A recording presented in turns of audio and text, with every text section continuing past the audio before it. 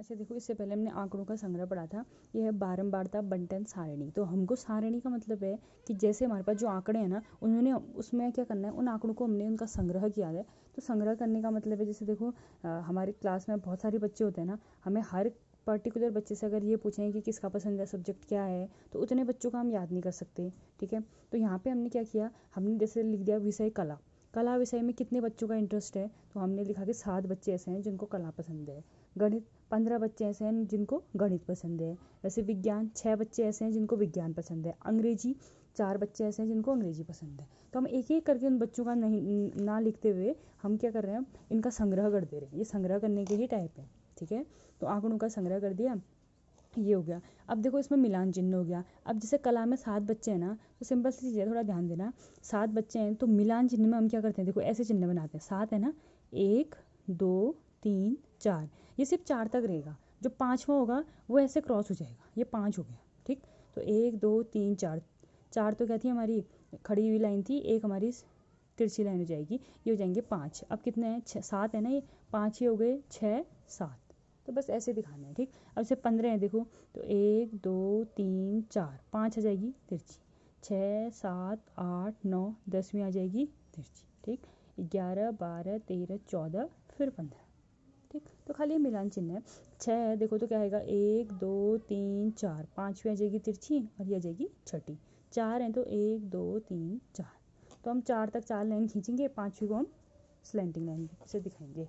ठीक, तो अब देखो वैसे जैसे आंकड़े हैं उनकी व्याख्या करने के लिए लिखा है विभिन्न केंद्रीय मानों की आवश्यकता होती है। तो सेंट्रल टेंडेंसी, जैसे हम पेपर देते हो ना, आप लोग पेपर देते हो तो सारे सब्जेक्ट में आपके नंबर होते हैं। किसी में आपके 91 भी हो सकते हैं, किसी में आपके 34 भी हो सकते हैं। जब रिजल्ट बनता है हम कहते हैं कि बच्चा कितना परसेंट लाया, तो हम क्या करते हैं, उसका औसत निकालते हैं, है ना। तो वो केंद्रीय मान वही हुआ उसका।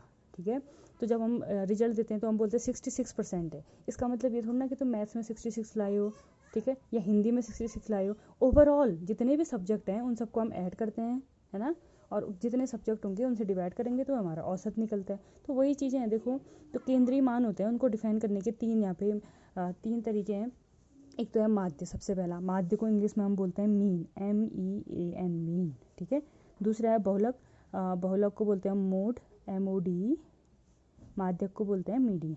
तो 3 चीज़ें हैं देखो ये। तो एक है हमारा मीन, मीडियन और मोड। तो मीन जो है वो माध्य, माध्य माने औसत। औसत आप लोगों ने पहले पढ़े भी होंगे। औसत मतलब जितनी संख्याएं दे रखी हैं या जो भी चीज़ें आंकड़े होंगे उनका योग बट्टा जितने आंकड़ों की संख्या होगी। पहला तो हो गया मीन। ठीक, दूसरा है बहुलक, मोड बोलते हैं इंग्लिश में। तीसरा है माध्यक। अब इन्हीं को डिफाइन करते हैं कि क्या क्या चीज़ें हैं। ठीक है, तो सबसे पहले देखो माध्य। तो माध्य में क्या होगा, ऐसे आंकड़े दिए होंगे आपको, है ना।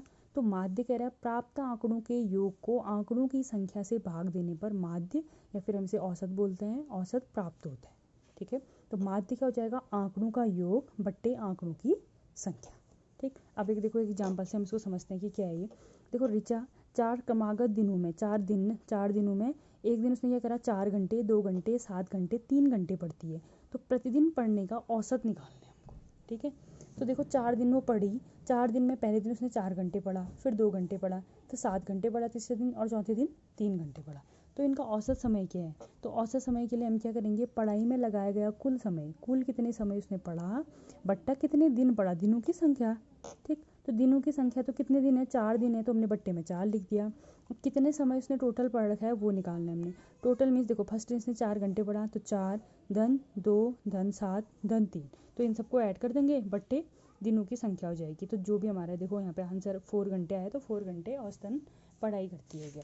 ठीक है, तो ऐसे हम आपको ऐसा क्या निकालेंगे, माध्य निकालेंगे या फिर औसत निकालेंगे। ठीक है, अब दूसरी चीज़ है देखो प्रसार या परिसर, इंग्लिश में इसको बोलते हैं रेंज। प्रसार का मतलब क्या है, देखो नाम से लग रहा है प्रसार, उसका रेंज कितना है, कहाँ से कहाँ तक गया है ना। तो इसमें देखो कि रेंज निकालने के लिए हम क्या करते हैं, सबसे बड़े प्रेक्षण में से सबसे छोटे प्रेक्षण को घटा देते हैं, जो भी हमको मिलता है उसे हम क्या बोलते हैं, प्रसार या फिर परिसर कहते हैं। ठीक है, तो एक क्रिकेट टीम के 11 खिलाड़ियों की वर्षों में आयु, क्रिकेट टीम में 11 खिलाड़ी होते हैं, तो 11 खिलाड़ियों की आयु, अब यहाँ पे ये नहीं है कि अंडर 17 है, खाली नॉर्मल से दे रखा है, यहाँ पे कोई 17 भी है, 20 38 अलग अलग दे रखा है। ठीक है, तो इसमें क्या करें, देखो सबसे बड़ी उम्र वाले खिलाड़ी की आयु और सबसे कम उम्र वाले खिलाड़ी की आयु क्या है। तो यहाँ पे तो आप क्या करोगे, देख लोगे आराम से ही, आयु दे रखी है, जो सबसे ज़्यादा होगी वो बड़ी हो जाएगी, सबसे कम है तो कम उम्र वाली हो जाएगी। ठीक है, फिर कह रहे खिलाड़ियों की आयु का परिसर निकालना है और मध्य आयु निकालनी है। 3 चीज़ें आपको इस क्वेश्चन में निकालनी है। तो देखो सबसे पहले इसमें क्या किया हमने, आयु को आरोही क्रम में लिख दिया। आरोही क्रम में लिखने का मतलब है छोटी से बड़ी या बड़ी से छोटी लिखो, जो भी आप लिखना चाहते हो। ठीक है, आरोही या फिर अवरोही क्रम में। इसको लिख के देखो हमें क्या फ़ायदा होगा, एक तो हमें यहाँ से छांटने में दिक्कत होगी। अगर हम आरोही या अवरोही क्रम में लिख दें तो हमें सीधे पता चल जाएगा कि सबसे छोटा कौन है और सबसे बड़ा कौन है। ठीक है, तो यहाँ पर हमने पहले आरोही क्रम में लिखा, फिर हमको सीधे दिख गया, देखो सबसे अधिक 38 है और सबसे कम कितना है, 17 वर्ष। ठीक, सेकंड क्वेश्चन था परिसर निकालो, रेंज निकालो। तो परिसर जो सबसे अधिक है उसमें से सबसे कम को घटा देना है। अधिक था 38, कम था 17, तो 38 में से हमने 17 घटाया, तो ये हमारा क्या आ जाएगा, परिसर। ठीक, मध्य आयु कह रहा है माध्य निकालना है या इसका औसत निकालना है। तो उसके लिए हम क्या करेंगे, जितनी भी एज है सारी एज को ऐड कर देंगे, जोड़ेंगे। हमने जोड़ा, बट्टे जितने खिलाड़ी, इनको काउंट करो, 11 खिलाड़ी थे तो 11 लोगों की एज निकालनी थी, तो हमने बट्टा क्या कर दिया, 11। तो इन सबको ऐड करा, बट्टा 11 करके हमारी मध्य आयु। ठीक, तो ऐसे ही आप ये 2 क्वेश्चन होमवर्क दे रखे हैं, इनको करना। देखो सिंपल से यहीं भी गणित के एक टेस्ट में 20 विद्यार्थियों द्वारा निम्न अंक प्राप्त किए गए, इनकी एक बारंबारता बंटन सारणी बनाइए। तो आपको क्या लिखना है, जब आप सारणी बनाओगे ना, तो सारणी बनाने सबसे पहले आपको लिखना है अंक। जैसे देखो आप अंक लिखोगे, अंक के बाद आप क्या करोगे, उसकी सारणी। जैसे देखो आप टेबल बनाओगे ना, सबसे पहले यहाँ आपने अंक लिखा, यहाँ पे लिखोगे आप बारंबारता,